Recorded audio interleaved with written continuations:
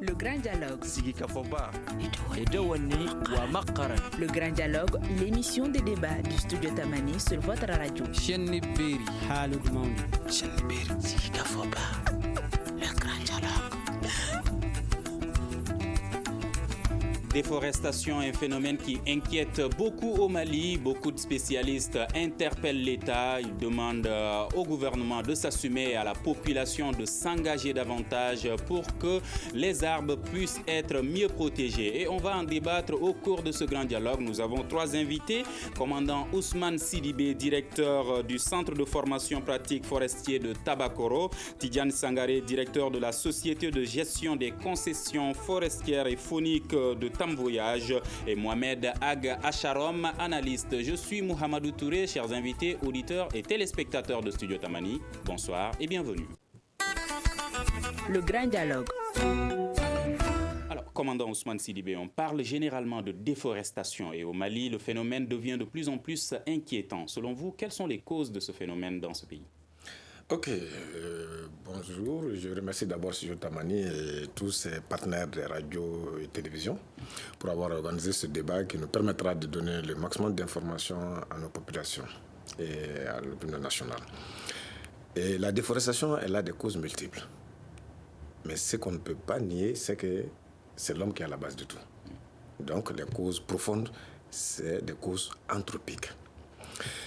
L'homme, dans la satisfaction de ses besoins vitaux, procède à la déforestation, notamment en installant des cultures, en construisant, en faisant des barrages de retenue d'eau, en exploitation minière. Voilà quelques causes qui amènent l'homme à la déforestation. Au-delà de ça, il y a les effets des changements climatiques qui contribuent également à la déforestation. Donc, elles sont multiples. Et concernant le cas du Mali, nous sommes tous témoins qu'aujourd'hui, en République du Mali, non seulement nous sommes en train d'aller vers la course du foncier rural, et également nous sommes dans l'orpaillage, nous sommes dans l'exploitation minière, nous sommes également en train de faire des routes, des barrages. Donc, tout cela contribue à la déforestation. Et le dernier rempart, c'est que aujourd'hui, la pauvreté, elle est devenue tellement presque endémique en milieu rural, ce qui fait que quand les populations, la campagne agricole ne réussit pas en milieu rural, la seule ressource proche de nos communautés, facilement monnayables, c'est les ressources forestières. Donc, elles s'acharnent contre les ressources. On coupe le bois aujourd'hui, on transforme ça en charbon ou en bois de chauffe, on le met sur un des axes routiers. Automatiquement, on a l'argent en 48 heures, même en 24 heures. Donc, voilà un peu de façon à ramasser quelques causes possibles de la déforestation, en tout cas chez nous. D'accord. Tidiane Sangaré, quelque chose à rajouter ? Je vous remercie pour cette initiative parce qu'aujourd'hui, quand on essaie de regarder de façon générale, tout ce que nous sommes en train de faire, si on ne protège pas les forêts, on n'aura pas, comme on appelle, un résultat satisfaisant. Parce que tout est lié. Quand on essaie de voir, comme il a si bien dit M. Sidibé, par rapport aux causes de la déforestation, comme il a si bien dit, le défrichage, qui est aujourd'hui l'une des principales causes même, comme on appelle, de la déforestation. Parce que chaque année, il y a cette ambition des villageois qui vont vers, comme on appelle, des espaces boisés pour aller défricher pour des besoins de culture. Et cette agression diminue la superficie même de la couverture, comme on appelle, végétale. Et c'est une atteinte pour la survie même de la forêt en question. Et en plus, il y a l'urbanisation galopante. L'urbanisation galopante, parce que lorsque la ville commence à prendre une certaine dimension, il y a, comme on appelle, les besoins en termes de construction, en termes d'infrastructure, en termes de logement qui s'imposent. Et tout cela est lié à l'augmentation de la population. Parce que la ville s'agrandit avec une population qui s'accroît chaque année. Et ces besoins en terre vont s'abattre sur les forêts, sur les espaces, comme on appelle, sur les massifs forestiers. Et ces besoins, en essayant de satisfaire ces besoins, posent un préjudice sur l'existence de nos forêts. Il y a la coupe abusive et qui est aujourd'hui, comme on appelle, devenue une activité courante au niveau de tous les villages environnants autour des différents massifs forestiers. Cette coupe abusive aujourd'hui cause des dégâts énormes à nos forêts. Il y a en dernier sort, comme on appelle, le feu de brousse. Le feu de brousse aussi qui calcine une grande superficie des forêts boisées. Et ces feux de brousse, il faut savoir qu'il y a deux, comme on appelle, cas au niveau des feux de brousse. Il y a, comme on appelle, des feux d'origine volontaire, il y a des feux d'origine involontaire. Par exemple, les Ségoviens, en partant à Ségou, lorsque les voitures tombent en panne à l'intérieur de la forêt classée de la Faya, souvent tu verras qu'il y a des chauffeurs qui allument le feu pour satisfaire les besoins. Et après, lorsque la voiture est dépannée, ces gens-là, ils prennent leur voiture, ils continuent leur chemin sans éteindre le feu. Il y a aussi, comme on appelle, les fumeurs de cigarettes. Ils jettent les mégots de cigarettes à travers les fenêtres des voitures. Et souvent, ça peut être d'origine, comme on appelle, feu de brousse. En plus, il y a, comme on appelle, des actions volontaires, des feux volontaires. Il y a des gens qui rentrent dans la forêt, ils allument le feu, comme des chasseurs, ou bien comme des fous souvent. Ils rentrent dans la forêt, ils allument le feu. Ils laissent le feu se propager et ça va calciner des hectares. Tout cela sont des causes, comme il a si bien dit. En plus de tout cela, il y a les effets du changement climatique, du dérèglement climatique, associés à toutes ces, comme on appelle, causes-là, qui font qu'aujourd'hui, nos forêts sont menacées avec les multiples actions qu'on vient de citer. D'accord. Mohamed Aga Charom, quelle analyse faites-vous de la situation par rapport à la déforestation au Mali? Ok, merci, Sylvie Tamani, pour cette initiative. Je dis bonjour aux deux invités, M. Sylvie et M. Sangaré. Je crois qu'ils ont déjà fait le tour de presque tous ces aspects concernant les causes qui sont naturellement liées aux besoins de l'homme. Je voudrais juste ajouter à tout ce qu'ils ont dit, pour ne pas les répéter. Pour moi, il y a un problème de manque d'encadrement des populations à la base. Et si vous partez dans les zones rurales, tous les gens qui coupent le bois pour des besoins de culture, pour des besoins de commerce, ils n'ont pas de structure à leur niveau qui les encadre. Pour dire à un paysan, par exemple, que vous pouvez faire votre champ, il y a peut-être des bois que vous pouvez couper, mais vous pouvez laisser toute une majorité de bois qui ne vont pas empêcher à votre mille de germer et de grandir, ou à votre sorgho de germer et de grandir. L'autre aspect aussi, comme étant une des causes, pour moi, c'est un peu le manque d'alternatives. Par exemple, aujourd'hui, les gens qui coupent les bois dans les différents villages et les mettent sur les axes dont ils parlaient tout de suite, ils ne les mettent pas pour eux-mêmes, ce n'est pas eux directement qui cuisinent avec. C'est nous autres, dans nos grandes villages ici, qui cuisinons avec. C'est ça aussi le paradoxe, puisque nous, on n'a même pas d'alternative au charbon. Aujourd'hui, même dans les familles des ministres, on cuisine avec le charbon parce qu'il n'y a pas d'alternative. Le gaz, c'est disponible, mais c'est excessivement cher. Souvent, c'est en rupture pendant des mois. Les gens ont besoin de survivre. Quelle autre alternative on donne aux gens en dehors du bois, du chauffe ou bien du charbon? On va dire le gaz, mais il est presque indisponible. Et même quand il est disponible, il n'est pas accessible à tout le monde. L'autre aspect, c'est aussi l'analphabétisme. Ça rejoint le point précédent qui est l'encadrement. Les gens dans les zones rurales ne savent pas forcément quel est l'impact qu'ils ont sur l'environnement. Le fait de couper les bois et d'aller les vendre, pour eux, ils ne vont pas. C'est dans le long terme qu'ils vont commencer à avoir des conséquences. Donc, ils ne vont pas faire une liaison directe avec le fait qu'ils ont coupé le bois il y a 10 ans. Il faudrait que quelqu'un les explique. Aujourd'hui, vous voyez tel phénomène, c'est dû au fait qu'il y a 10 ans ou il y a 15 ans, vous avez coupé le bois. Voilà la conséquence aujourd'hui. Et en ce moment, les jeunes générations vont s'en approprier. Et l'autre conséquence, c'est dont on va parler peut-être un peu plus, c'est aussi pour moi le manque d'État de façon générale, c'est un aspect de gouvernance. Il n'y a pas de sanctions. La pollution naturellement atteint tous les niveaux. Les gens qui les voient, il y a des forestiers qui sont dans les zones, il y a des forestiers qui sont sur le plateau. Mais quand les gens savent que, ok, j'ai fait mon activité dedans, je coupe mon bois, je fais mon charbon, Mais les forestiers qui sont dans notre zone, je m'assure que dans mon chiffre d'affaires, ils ont aussi les traces. Donc, ils viennent, ils passent, ils me voient, et il n'y a pas de sanction. Donc, ça continue. Sinon, vous partez d'ici, c'est où il y a du charbon partout. Et tous les jours, le même charbon est là-bas. Qu'est-ce que les forestiers font sur cette zone? Donc, je m'arrête là pour l'instant avant qu'on aborde d'autres affaires. Les mines, naturellement, vous en avez parlé déjà, les mines. Ils déforestent, ils font quelques piquets de bois pour vérifier le bois un peu à côté. Mais là aussi, c'est le rôle de l'État de s'assurer que tout ce qui vient, par exemple, de l'exploitation minière, les parties détruites de la forêt doivent être reconstituées quelque part. Ou bien quand la mine va quitter, il faudrait que cette forêt soit reconstituée ou par un projet ou quelque chose d'autre. Ces aspects ne sont pas forcément suivis toujours parce que quelque part, il y a des projets qui sont donnés par XY.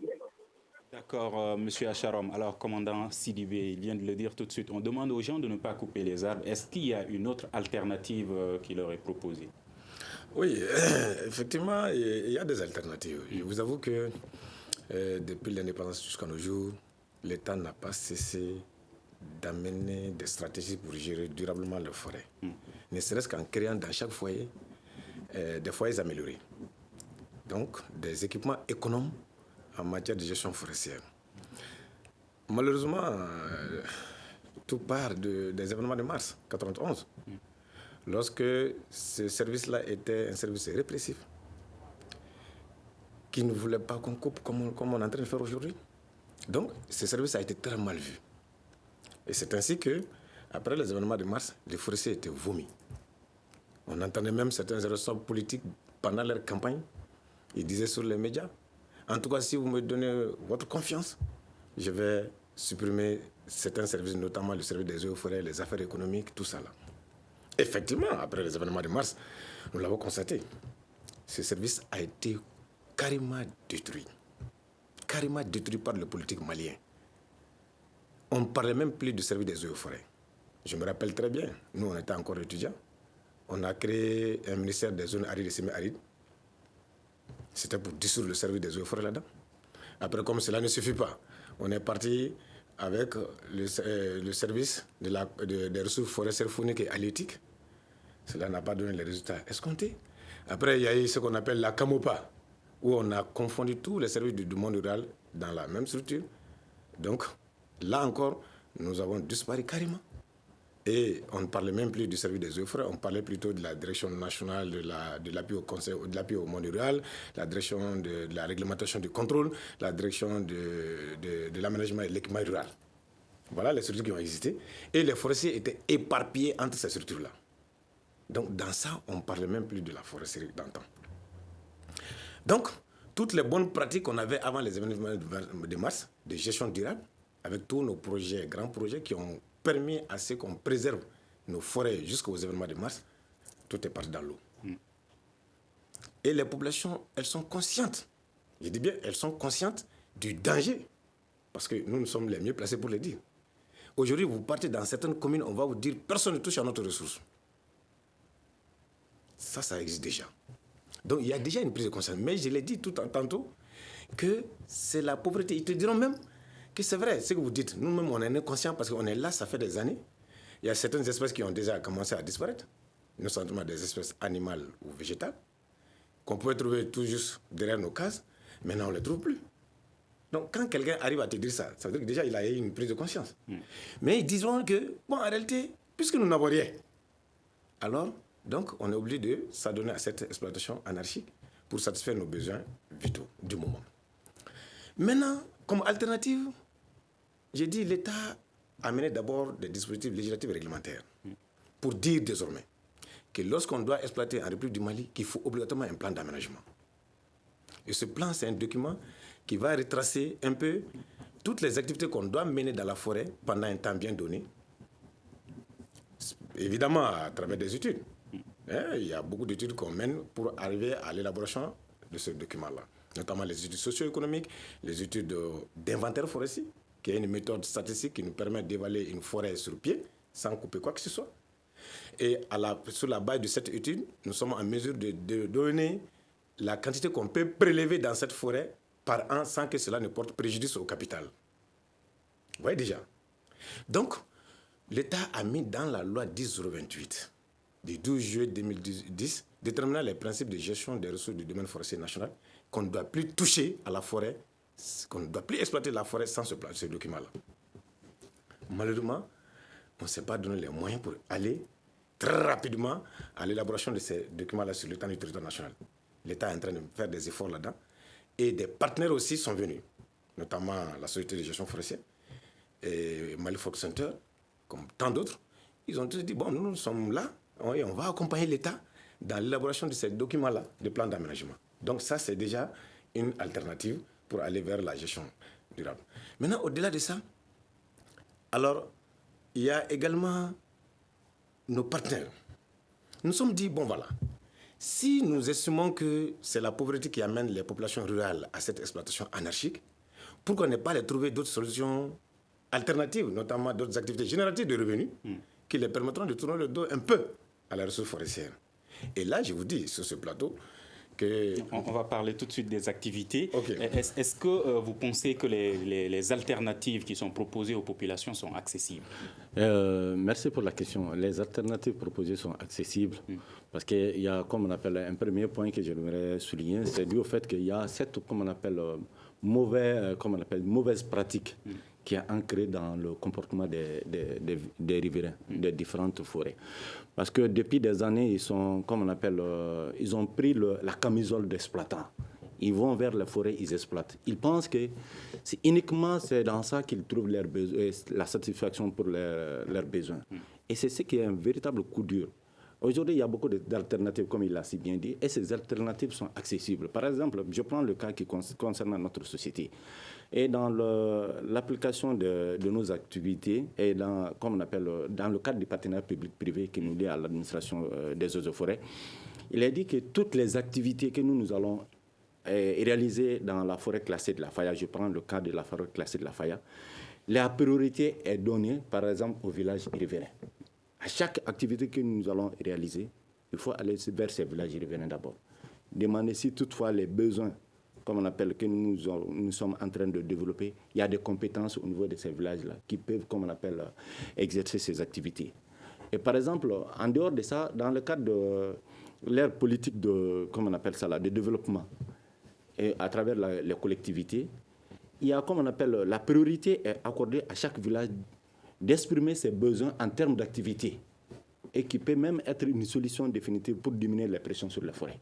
D'accord. Mais concernant les alternatives, comme l'a souligné tout de suite commandant Sidibé, concernant les foyers améliorés, Mohamed Acharom a parlé du gaz également. Est-ce que ça, c'est accessible aux Maliens? Bon, c'est difficile. Pour le gaz, quand même, c'est très, très difficile. Parce que pour le foyer amélioré, à un moment donné, pratiquement, je dirais 80% des familles, quand même, qui voulaient réaliser ces foyers, c'était à leur portée. Mais voilà, comme on appelle, une activité qui a considérablement chuté, voire même qui n'existe même plus. Mais concernant les gaz, c'est un coup dur, parce que les gaz ne sont pas accessibles aux communs mortels, vu le coût élevé, et en même temps, vu que l'État n'accorde pas assez d'importance, parce que je dirais qu'à un moment donné, il y avait une subvention concernant ces gaz-là, qui faisait que le gaz était moins cher et accessible. Aujourd'hui, avec, comme on appelle, le retrait de cette subvention, voilà que le prix a augmenté et ça devient un véritable coup dur pour la population. Et ce qui fait qu'aujourd'hui, il y a beaucoup de gens qui ne vont pas vers ça. Ils pensent réellement qu'en allant vers l'exploitation, c'est moins cher. Et puis, comme on appelle, on peut satisfaire immédiatement les besoins. Et que par contre, si on allait vers l'achat de gaz, alors que quand on essaie de regarder, une bouteille de gaz peut te permettre de préparer pendant plus de 15 jours, alors qu'un sac de charbon de 100 kilos ne peut pas te permettre de préparer pendant plus d'une semaine. Vous voyez un peu? Quand on essaie de faire cette évaluation, tu verras réellement que le gaz est plus rentable que les sacs de charbon. Bon, tout cela, c'est dû au fait que ce n'est pas bien expliqué à la population.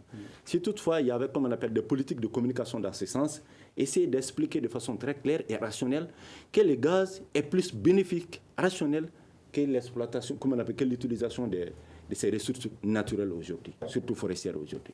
D'accord. Mohamed Agacharom, est-ce que vous pensez que les activités, proposer des activités aux populations, génératrices de revenus bien sûr, est-ce que ça pourrait être une solution, même si on n'arrive pas à trouver des alternatives accessibles? Oui, ça peut être une solution, mais à court terme. C'est-à-dire, elle ne va pas aller au-delà de sa simple expression. Il faudrait juste faire un peu la balance entre les revenus et un villageois en tant que, par exemple, si je prends les cas de celui, monsieur, par exemple, utilisé au niveau de la FAIA.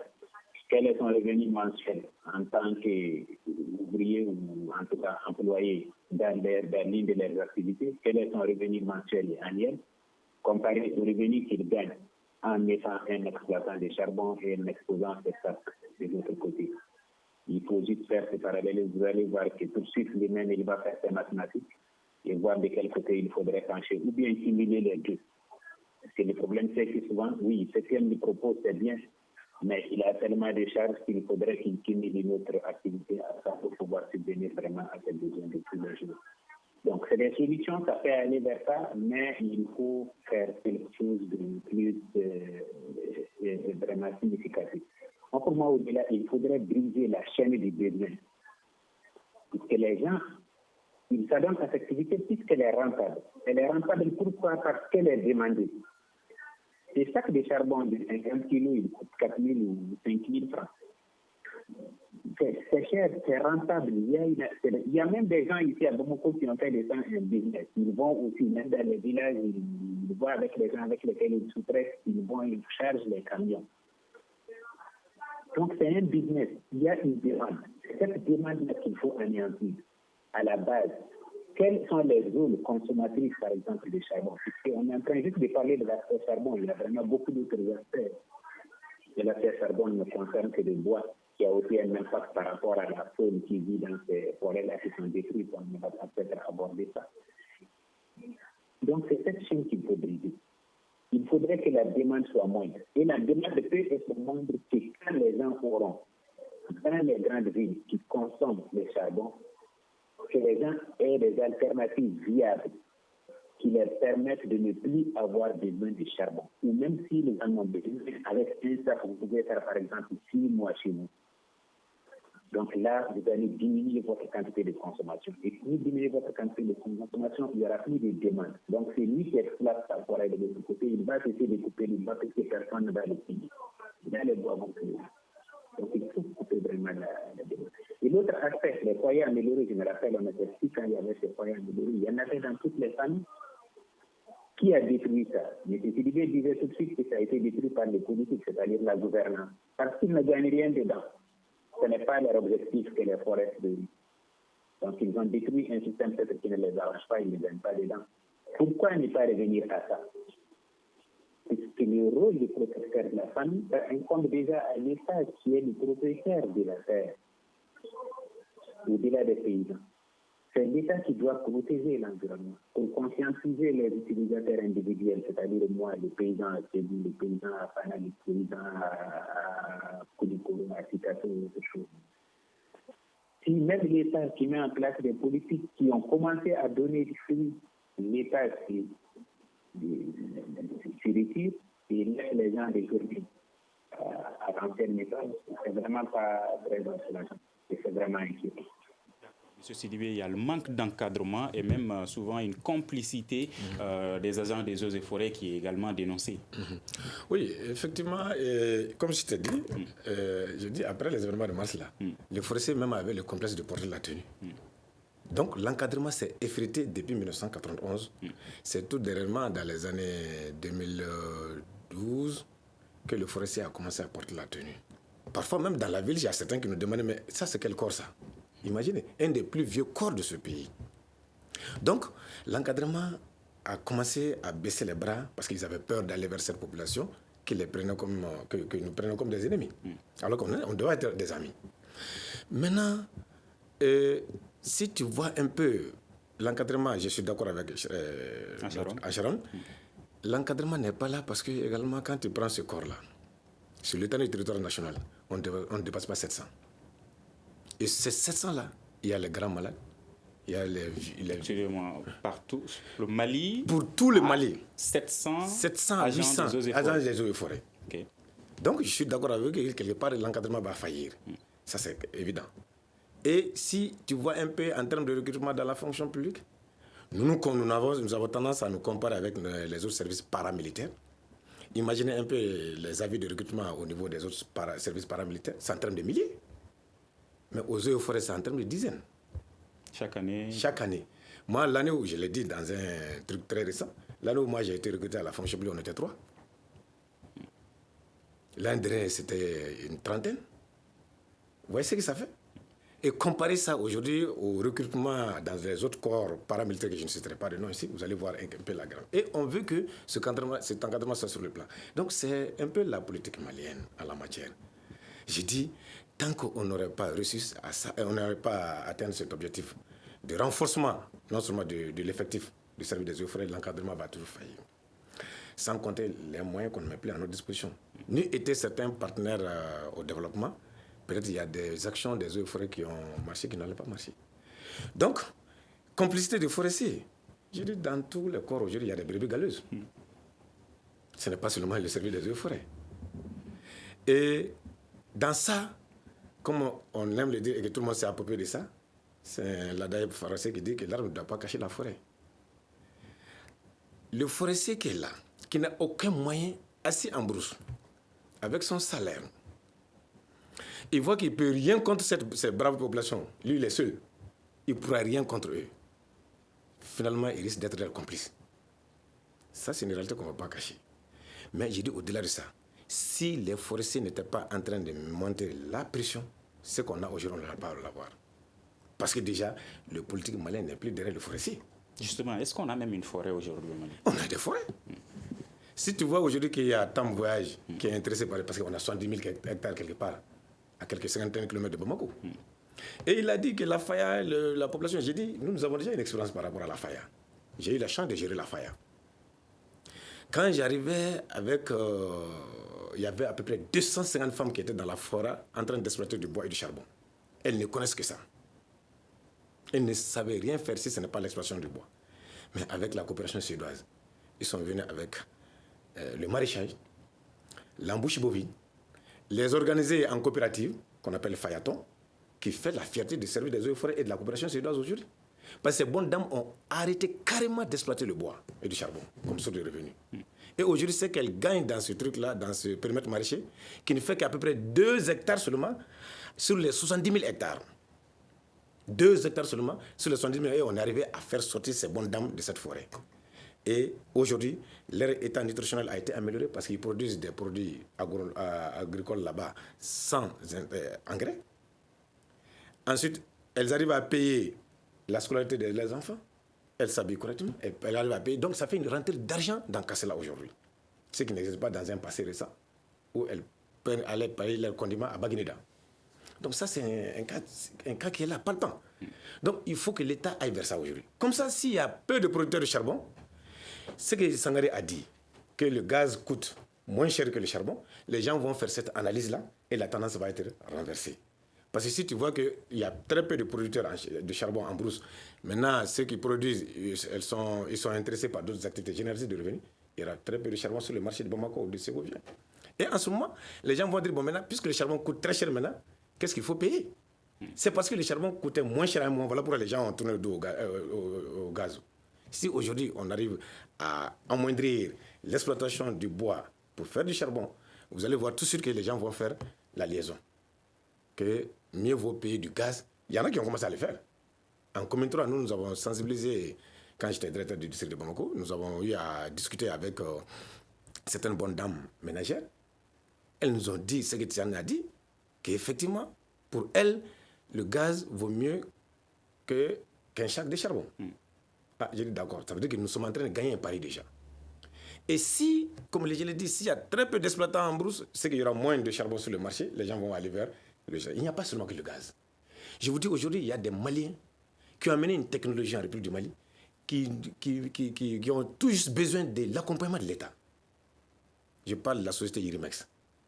Aujourd'hui, qui est en train de faire des briquettes, pas avec le bois, mais des résidus agricoles. Ils ont eu à produire des briquettes qui alimentent nos boulangeries, aujourd'hui à Bamako. À travers seulement la biomasse, c'est-à-dire les résidus de récolte, les décoctions d'arachide, de maïs et les tiges de coton. qui ne servent à rien encore. Ils sont en train de récupérer ça et les transformer en briquettes. Et ces briquettes sont en train de fonctionner certaines boulangeries aujourd'hui en République du Mali. Ça, c'est des initiatives que l'État doit encourager. Donc, ça va un peu nous tourner le dos au charbon et au bois. Il y en a plein. Cette année, en 2012, l'État malien a fait la division de 12 000 équipements économes. 12 000, j'ai dit. Ça, c'est dans notre rapport annuel. Donc, ça veut dire qu'il y a beaucoup d'initiatives qui ont besoin seulement d'un petit accompagnement pour qu'on puisse permettre à la forêt de souffler un peu. Mais malheureusement, tout est prioritaire en République du Mali. D'accord. Justement, on est en train de demander de ne pas couper les arbres. Quelles sont les conséquences de la déforestation? Les conséquences, elles sont multiples. Parce que quand on essaie de regarder aujourd'hui, on parle de l'agriculture aujourd'hui, parce que notre pays est axé sur l'agriculture. Quand on essaie de regarder cette agriculture, elle est dépendante de la pluie. Lorsque les forêts n'existent pas, lorsque les forêts vont disparaître, ça veut dire que l'agriculture aussi va disparaître. Surtout sur cette forme de production aujourd'hui, ça va disparaître. Parce que tant que la pluie n'existe plus, parce que les forêts jouent des rôles très très importants dans le cadre de la régularisation des pluies et surtout la fixation du sol et même les inondations, tout ça là. Parce que lorsque les forêts vont disparaître, ça veut dire que notre agriculture en premier lieu va disparaître. Ça veut dire que les chaleurs seront extrêmement élevées. Et ça veut dire que même le vent qu'on va souffler à l'intérieur des villes va être, comme on appelle, pollué, très très pollué. Parce qu'avec, comme on appelle, les arbres qui jouent le rôle d'observation de la carbone, du carbone du moins, c'est-à-dire que ce rôle-là ne sera pas joué par autre aspect de la nature, uniquement que les forêts. Et lorsqu'on va regarder aussi, comme on appelle, la disparition des forêts, ça veut dire que les inondations seront fréquentes. Il y aura beaucoup d'inondations. Et aujourd'hui, nous sommes conseillés de conserver ces forêts que d'aller vers l'exploitation qui peut être, comme on appelle, une disparition totale de ces forêts. D'accord. Conserver les forêts, justement. Que devient la FAYA aujourd'hui? La FAYA, dans cette nouvelle forme, je dirais que Dieu merci, parce qu'avec l'implication de Ousmane Sidibé, il a eu à le dire lors de son passage, au moment où il était au niveau du cantonnement de Kati. Nous avons travaillé ensemble. Ça a trouvé que la FAYA était énormément menacée. Menacée parce que sa survie même était en danger à l'époque. Bon, comme il l'a si bien dit, l'effectif, certes je suis d'accord avec l'effectif qui est peu élevé, mais la volonté doit être devant. La volonté en ce sens qu'il y a des forestiers qui sont engagés pour protéger, pour conserver le peu de forêts qui existent aujourd'hui dans ce pays.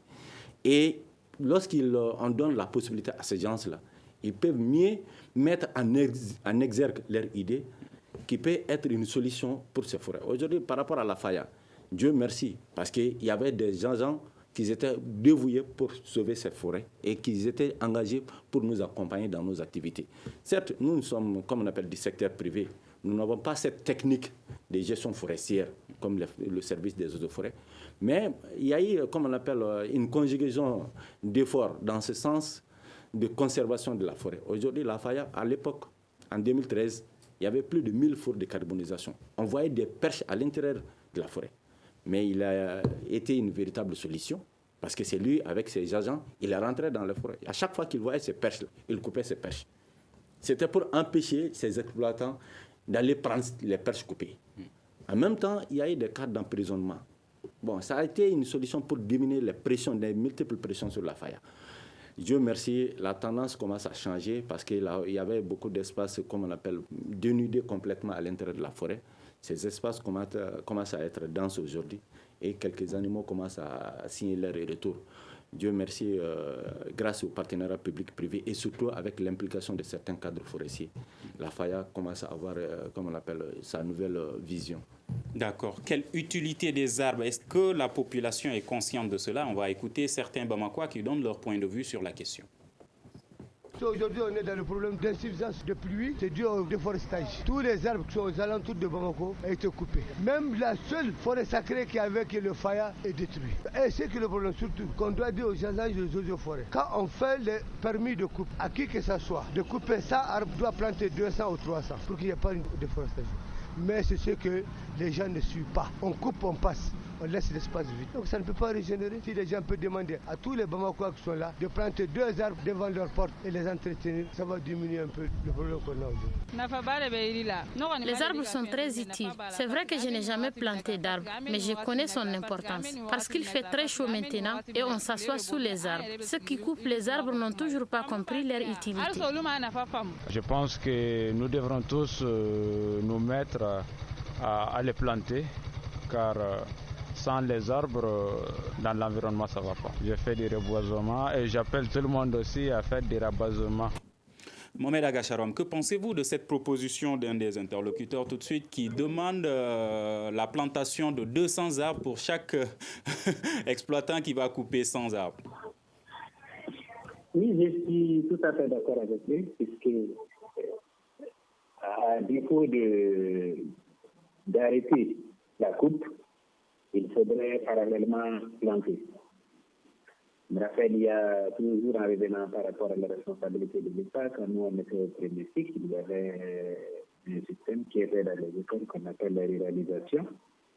Et ça consistait principalement à du jardinage et d'autres activités connexes, mais il y avait aussi beaucoup de plantations d'arbres. Pendant la période hivernale, il y avait vraiment beaucoup de plantations d'arbres. Et ces arbres étaient suivis. Par exemple, même dans les cours des écoles, vous allez voir ces bosquets, ça appartient par exemple au premier cycle. Ces bosquets appartiennent au premier cycle. Celui-là, et les gens entretenaient. Et chacun était fier de voir leur bosquet vraiment grandir.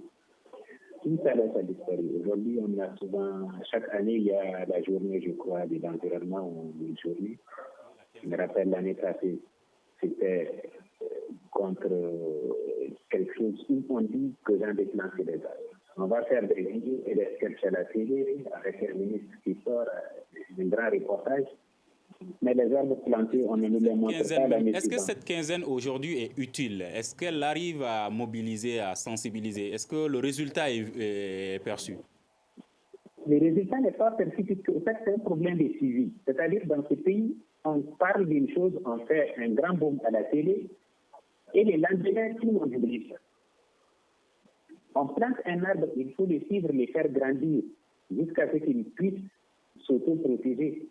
Mais on plante un arbre, on fait un grand film à la télé et ensuite le lendemain, l'arbre sèche parce qu'il n'est pas arrosé, parce qu'il y a un mouton qui est passé, il l'a arraché, personne n'est là pour le replanter. C'est un problème de suivi. Ce n'est pas seulement dans ce domaine, c'est dans tous les domaines, comme l'a dit les forestiers, le biganisme, vraiment, dans tous les domaines que vous prenez au Mali, c'est vraiment les priorités. On commence les choses, on n'avance pas. Les arbres, il faut les planter, mais il faut les suivre jusqu'à ce qu'ils grandissent. C'est de la même façon qu'on suit son enfant de sa naissance jusqu'à ce qu'il devienne adulte et qu'il puisse se prendre lui-même en charge. Justement, selon vous, par rapport à la protection de l'environnement, quelle est la différence entre le Malien d'hier et le Malien d'aujourd'hui? Le Malien d'hier est différent parce que les Maliens d'hier n'avaient pas les mêmes besoins que les Maliens d'aujourd'hui. Les Maliens d'hier, même si vous prenez par exemple dans la zone de la Fayette, tous les villageois qui étaient là-bas, ils vivaient de la nature, ils se servaient même sans avoir besoin de 1000 francs, c'est-à-dire l'argent n'avait même pas de valeur pour eux. Ils vivaient, ils faisaient vivre la nature. La nature les faisait vivre, ils faisaient vivre la nature. Donc c'était des gens avec des besoins économiques modestes. Aujourd'hui, dans ces mêmes zones, vous avez des télévisions, vous avez des paravoirs, vous avez des abonnements canaux, vous avez des voitures, vous avez beaucoup d'autres choses. Donc, les besoins économiques en termes monétaires, ce n'est plus seulement de manger et de boire dont les gens ont besoin. Et pour pallier à ça, il ne suffit pas d'avoir des gibiers dans la brousse, il ne suffit pas d'avoir des mangues dans les arbres, il ne suffit pas d'avoir d'autres fruits et les cueillir et les manger. Il faut avoir de l'argent. Et l'argent, il faut quelque chose, un truc d'échange. Ça ne peut être que, par exemple, que les gibiers que vous allez tuer et aller vendre la viande, les arbres que vous allez couper et aller faire et vendre les charbons avec. Donc, il y a un besoin que les Maliens d'aujourd'hui ont, qui est différent du besoin du Malien d'hier. Naturellement, comme ici, la population a augmenté, donc les besoins des gens ont augmenté. Les Maliens d'hier et celui d'aujourd'hui ne sont vraiment pas comparables en termes de comparaison, en termes de protection de l'environnement, parce que leurs besoins sont complètement différents. D'accord. commandant Sidibé, est-ce qu'il faut intégrer la sensibilisation dans les écoles? La question de protéger l'environnement, est-ce que ça doit même être enseigné, des modules là-dessus à l'école? Oui, pour moi, ça doit être enseigné. Mais si je reviens à moi en personne, pourquoi j'ai choisi ce métier-là? C'est parce que depuis à l'école, comme je l'a dit tout de suite, on faisait les trucs ruraux, les reboisements. Et on nous a appris depuis à l'école qu'est-ce que l'arbre, quelle est l'importance de l'arbre. Et on a créé une communion entre l'arbre et les élèves en son temps. Je me rappelle très bien à Ségou, il y avait ce qu'on appelle le PFIE.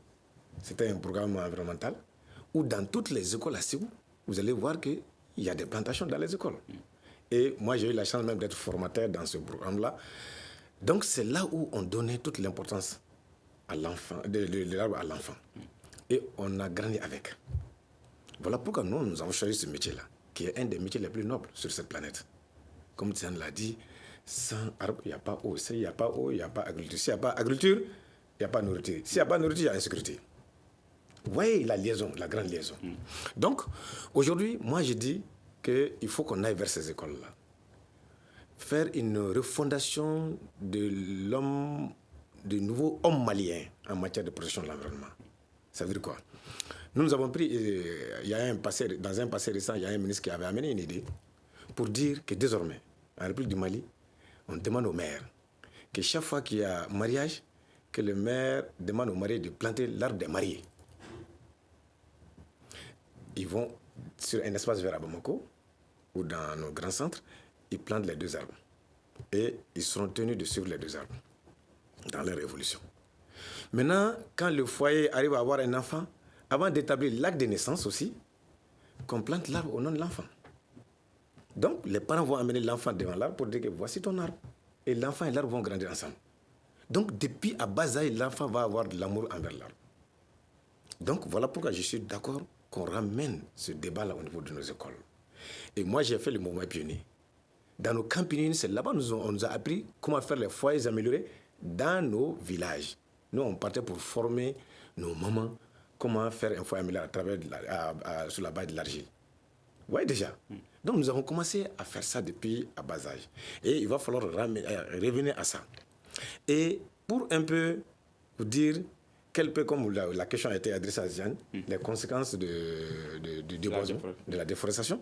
Et vous avoue qu'aujourd'hui, nous sommes en train de combattre les terroristes, mais si nous essayons de voir un peu les adhérents à ces terroristes-là, c'est généralement des gens pauvres. Et qu'est-ce qui est en train d'aggraver la pauvreté en République du Mali? C'est que les Baravali ne sont plus dans nos milieux ruraux. Ils sont tous à Bamako ici, pratiquement, dans nos centres urbains, soit conducteurs de tricycles, soit dockers. Et très souvent, après cette période sèche, généralement, ils retournaient en milieu rural. Malheureusement, ils ne retournent plus parce que pourquoi? La terre n'est plus là. Elle n'est plus fertile. Pourquoi elle n'est pas fertile? Parce que nos terres sont lessivées sous l'effet de l'érosion hydrique. Et ce lessivage va envaser nos cours d'eau. Et une fois que nos cours d'eau sont envasés, la nappe phréatique n'aura plus son niveau. Pour qu'on ait de l'eau souterraine. Et nous n'avons plus d'endroit pour faire nos maraîchages, pour faire abréver nos animaux. Donc l'élevage aussi est compromis du coup. Vous voyez ce que ça fait? D'accord. Voilà. Quelle solution aujourd'hui? Est-ce que vous êtes optimiste pour qu'on puisse revenir à avoir une zone forestière, des zones forestières plutôt? Optimiste, comme il l'a si bien dit. Lorsqu'on va vers cette formation, lorsqu'on va vers cette sensibilisation des communautés riveraines, en même temps l'implication des responsables, c'est-à-dire les autorités forestières, en même temps les décideurs aussi, ça peut être une véritable solution pour, comme on l'appelle, conserver ces couverts végétales denses dans notre pays. Tant qu'il n'y a pas cette implication, ça va être, comme on appelle, une chose, comme on appelle, incomplète. Il faut que toutes les parties prenantes jouent pleinement leur partition. Que ce soit les communautés riveraines, que ce soit les populations dès à bas âge, comme il a si bien à travers cette forme de formation, comme on appelle, naturelle, cette éducation naturelle, je dirais. En même temps, l'implication des autorités pour qu'au moins tous ces efforts-là puissent être convergés vers un seul sens, c'est-à-dire la conservation et la protection de l'environnement. Parce que les textes sont là, Mais ils ne sont pas appliqués. D'accord.